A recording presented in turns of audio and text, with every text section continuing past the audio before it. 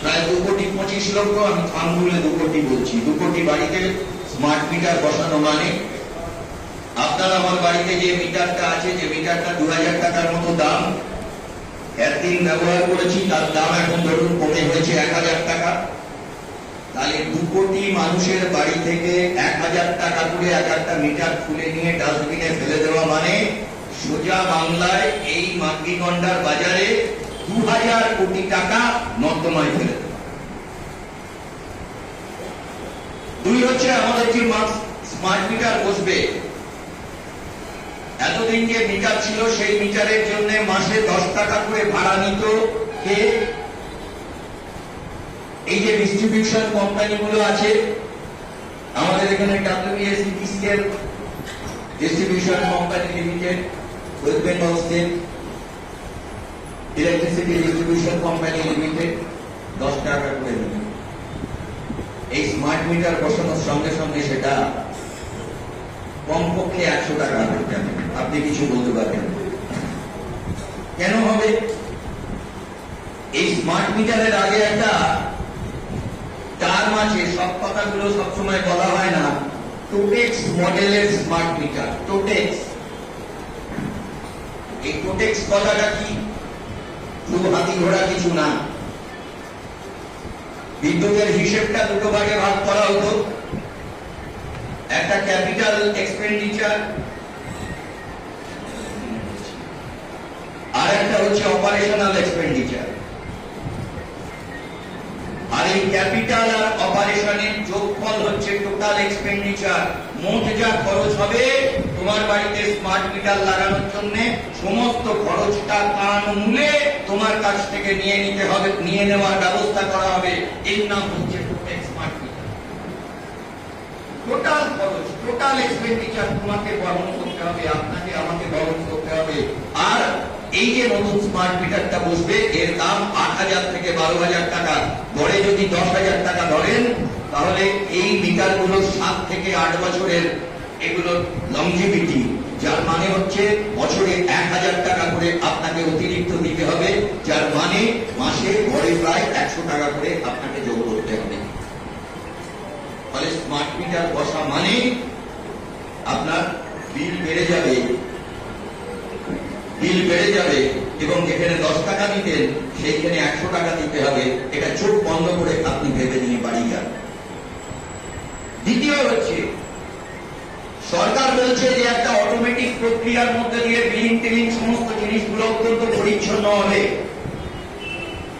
আজকে ভারতবর্ষের বিভিন্ন রাজ্যে যেখানে ডবল ইঞ্জিন সরকার, উত্তরপ্রদেশ, রাজস্থান, ত্রিপুরা, বিহার, একের পর এক রাজ্যে স্মার্ট মিটার নিয়ে উত্তাল আন্দোলন হচ্ছে। যারা ভোট দিয়ে বিজেপিকে ক্ষমতায় এনেছে তারাই আজকে স্মার্ট মিটারের বিরুদ্ধে লড়াই করছে। এর সবচেয়ে বড় রিয়াকশন, প্রতিক্রিয়া যে রাজ্যটায় দেখা গেছে সেটা উত্তরপ্রদেশ। উত্তরপ্রদেশে 70,000 জায়গা থেকে স্মার্ট মিটারের, এই 70,000 জায়গা থেকে কানেকশন কেটে দেওয়া হয়েছে এবং প্রায় 6 লক্ষের বেশি মানুষ তাদের কানেকশন চলে গেছে বলে গোটা রাজ্য জুড়ে উত্তাল আন্দোলন হচ্ছে। যারা বিজেপিকে রাজ্যের ক্ষমতায় এনেছিল তারাই এই স্মার্ট মিটারের ফলে তারা ভুক্তভোগী হয়ে লড়াই আন্দোলনের পথে নেমেছে। অন্য রাজ্যগুলোতেও আছে, আমি আর কথা বাড়াচ্ছি না। ফলে স্মার্ট মিটারের মধ্য দিয়ে বিদ্যুৎ বিলটা চটচট করে বাড়বে, সেই ধরনের একটা ব্যবস্থা তারা করেছে। বলছে একটা অ্যাপ যদি আপনারা লাগান, মোবাইলে নানান ধরনের অ্যাপ থাকে, সেই অ্যাপের মধ্যে দিয়ে আপনি কত টাকা খরচ করেছেন জানতে পারবেন, কতটা বিল পড়েছে সব জানতে পারবেন, সেই মতো গোটা জিনিসটাকে অপারেট করতে পারবেন। আমাদের রাজ্যে বহু গরিব মানুষ আছে যাদের কাছে অ্যান্ড্রয়েড ফোন নেই। যে মানুষ সবসময় চাইলে যে এমন অনেক জায়গা আছে যেখানে ইন্টারনেট কানেকশন ভালো না, সেই মানুষগুলোকে যেতে হবে বিভিন্ন সাইবার ক্যাফেতে। সাইবার ক্যাফেতে যাওয়া মানে আবার সেখানে পয়সা দিতে হবে। আর তার সঙ্গে সঙ্গে এই প্রিপেড স্মার্ট মিটার মানে প্রিপেড মোবাইল ফোনটার কথা ভাবুন। অনেক মানুষের কাছেই আমাদের প্রিপেড মোবাইল ফোন থাকে। আপনি 500 টাকা বললেন, আপনার 500 টাকা যে মুহূর্তে শেষ হয়ে যাবে তারপর আর আপনি কাউকে ফোন করতে পারবেন না, ফোন বন্ধ হয়ে যাবে। আপনার কাছে ফোন আরো কিছুদিন আসবে, কিন্তু ফোন আপনি কাউকে করতে পারবেন না। এইটাই হচ্ছে প্রিপেড ফোনে টাকা শেষ, ফোন করার সুযোগ শেষ। প্রিপেড ফোনের ক্ষেত্রে আসার সুযোগ আছে, যাওয়ার সুযোগ আছে। ফলে আপনি বলবেন ঠিক আছে কয়েকদিন তো দু একদিন তো আসবে, আমি আসাটা না হয় এনজয় করলাম, কিন্তু বিদ্যুতের ক্ষেত্রে আসা যাওয়ার কোনো ব্যাপার নেই। তোমার পয়সা শেষ, তোমার কানেকশন শেষ। গরমের দিন, বাড়িতে বাচ্চা আছে,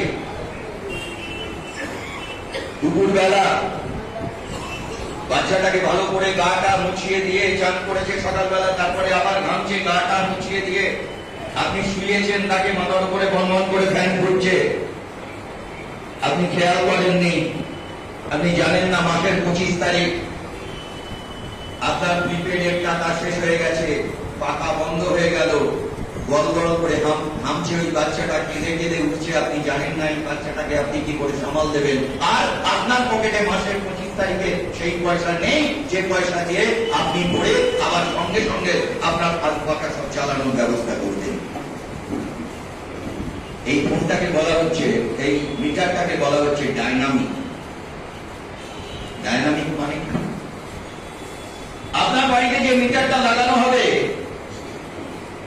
স্মার্ট ওয়াচ যেমন আপনার সমস্ত তথ্যকে দিয়ে দেয়, স্মার্ট ঘড়ি যারা পড়ে তারা কপা হাঁটলো, এই মুহূর্তে প্রেসার কত, হাঁটবার পরে কি হলো, এখন সুগার কত, হাঁটবার পরে সুগার কমলো না বাড়লো, এই সমস্ত হিসেব আপনার শরীরের দিয়ে দেয়। তেমনি স্মার্টফোন আপনার বিদ্যুৎ ব্যবহারের প্রত্যেকটি বাড়ি পয়সার হিসেব সে রাখে। যেই দেখলো ঘরে আলো পাখা জ্বলছে, মিটারের দাম কম, বাড়িতে আপনার নাতি এসছে, মেয়ের বিয়ে হয়েছে 2 বছর হলো, নাতির বয়স 1 বছর, আপনি ইনস্টলমেন্টে ছোট ঘরের জন্য নাতি এলে যাতে সে দুপুরবেলা শুতে অসুবিধে না হয়, রাত্রিবেলা অসুবিধে না হয়, ইনস্টলমেন্টে একটা এসি কিনেছেন, আপনি এসি চালিয়ে দিলেন। সঙ্গে সঙ্গে স্মার্ট মিটারকে বলে দেওয়া আছে যে বাবুর এখন ফুটানি বেড়েছে, শুধু আলো আর পাখায় হচ্ছে না, এসি চালিয়েছে বাবু ঘরে, তাই চলো যে মিটারটা 20 টাকা করে নিচ্ছিলে, এবারে স্মার্ট মিটার এসি চলছে বলে অনমন করে তোমার ওইটা ঘুরছে বলে, মিটারটা ঘুরছে বলে 30 টাকা করে কাটো, ওর গলায় কোপ মারো। এইটাই হচ্ছে স্মার্ট মিটার। প্রতি মুহূর্তে ডাইনামিক সিস্টেমে আপনাকে ওয়াচ করবে। যেই আপনি বিদ্যুৎ বেশি ব্যবহার করছেন, তার মানে আপনার লক্ষ্যবাণী বেড়েছে, এটা ধরে নিয়ে আপনার গলার উপরে আরো বেশি কোপ বসাবে। আমি কি বলতে পারছি ঠিক? এইটা হচ্ছে স্মার্ট মিটার। টাকা শেষ, আপনার বিদ্যুৎ ব্যবহারে। ধরুন ওরা যে স্কিমে স্মার্ট মিটার দেওয়ার ব্যবস্থা করেছে, সেই স্মার্ট মিটারের মধ্যে যে যে কথাগুলো বলা হচ্ছে, আগে যেটা ছিল ক্রস সাবসিডি, মানে যারা গরিব মানুষ তাদেরকে কম দামে মিটার দাও, যারা একটু বেশি ব্যবহার করে তাদের কাছ থেকে একটু বেশি পয়সা নাও, আর মধ্যবিত্তদের কাছ থেকে মোটামুটি কস্ট প্রাইস নাও। তাহলে যদি এইভাবে করা যায়, তাহলে একটু বড় লোকদের কাছ থেকে 2-4 পয়সা বেশি নিয়ে গরিবকে 2-4 পয়সা কমেতে বিদ্যুৎ দেওয়া যাবে। এর নাম হচ্ছে ক্রস সাবসিডি। মানে তোমার বেশি পয়সা আছে, তোমার থেকে আমি 2 টাকা নিলাম, ওর কম পয়সা আছে, ওকে আমি 2 টাকা ছাড় দিলাম। ক্রস সাবসিডি বলে আর কোনো ব্যবস্থা থাকবে না, গোটা ক্রস সাবসিডি সিস্টেমটা উঠে যাবে। ক্রস সাবসিডির ফলে উঠে গেলে সবচেয়ে বেশি ক্ষতিগ্রস্ত কারা হবে? গরিব, নিম্নবিত্ত, নিম্ন মধ্যবিত্ত এবং খানিকটা মধ্যবিত্ত। তার চেয়েও বেশি ক্ষতিগ্রস্ত হবে কৃষিজীবী মানুষ। এই যে এসকেএম যখন লড়াই করেছিল 500টা কৃষক সংগঠন মিলে যখন লড়াই করেছিল, তুষার দ্বারা নেতৃত্ব দিচ্ছিল, হান্নান মোল্লারা গোটা দেশে নেতৃত্ব দিচ্ছিল, সংযুক্ত কিষাণ মোর্চা, তারা 3টে কৃষি বিল তুলে দেওয়ার সঙ্গে সঙ্গে, বাতিল করার সঙ্গে সঙ্গে তারা এই বিদ্যুৎ বিলকেও বাতিল করবার দাবি জানিয়েছিল। কারণ এই বিদ্যুৎ বিলের মধ্যে বিদ্যুৎটাকে যেভাবে প্রাইভেটাইজ করবার জন্য পরিকল্পনা করা হচ্ছে, সেই বিদ্যুৎ ব্যবস্থাটাকে প্রাইভেটাইজ করে দিলে কৃষক সেই ব্যবস্থা ইরিগেশনের যে কাজ করে, তাকে যে পাম্প চালাতে হয়, একদিনে যদি পাম্প চালিয়ে তাকে যে জল লাগবে তার গোটা চাষের জায়গা, সেটাকে যদি চাষ করতে হয়, তাহলে তাকে মাসে অন্তত 20,000 টাকা বিল মেটাতে হবে। আর কৃষক পাম্প চালিয়ে যদি বেশি টাকা দিয়ে বিল মেটায়, তাহলে কৃষি পণ্যের দাম বাড়বে।